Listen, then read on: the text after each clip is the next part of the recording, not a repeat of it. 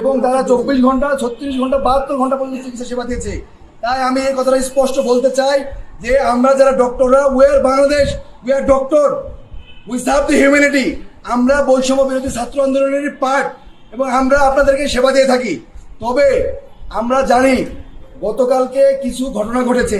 প্রথম ঘটনা, আমাদের নিউরোসার্জারি বিভাগের একজন রেসিডেন্ট সে রুগীকে অপারেশন করার জন্য অপারেশন থিয়েটারে যায় এবং সেখান থেকে রুগীর লোক তাকে বের করে তার উপরে ধস্তাধস্তি করে তাকে মারে এবং তাকে সেভ করার জন্য আমাদের আরেক ডক্টর ওখানে যান এবং যাওয়ার পরে তাকে আক্রমণ করে অতর্কিত হবে এবং তার কলার ধরে 201 নম্বর অপারেশন থিয়েটারের সামনে থেকে ডিরেক্টর স্যারের রুমের সামনে নিয়ে আসে 200 থেকে 300 মিটার মারতে মারতে, এবং এখানে নিয়ে এসেও তারা ক্ষান্ত হয় নাই। ডিরেক্টর স্যারের রুমের সামনে যে পিএ আছে সেই চেয়ারে তিনি বসেছিলেন এবং এই পিএর চেয়ারেও তার উপরে আক্রমণ করা হয়। আমরা দফায় দফায় বৈঠক করেছিলাম এবং বৈঠক শেষে আমাদের দুইটা সিদ্ধান্ত হয়েছে।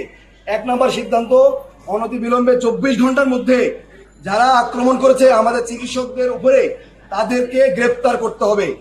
এবং 2 নম্বর দাবি ছিল যে আমাদের সিকিউরিটি নিশ্চিত করতে হবে।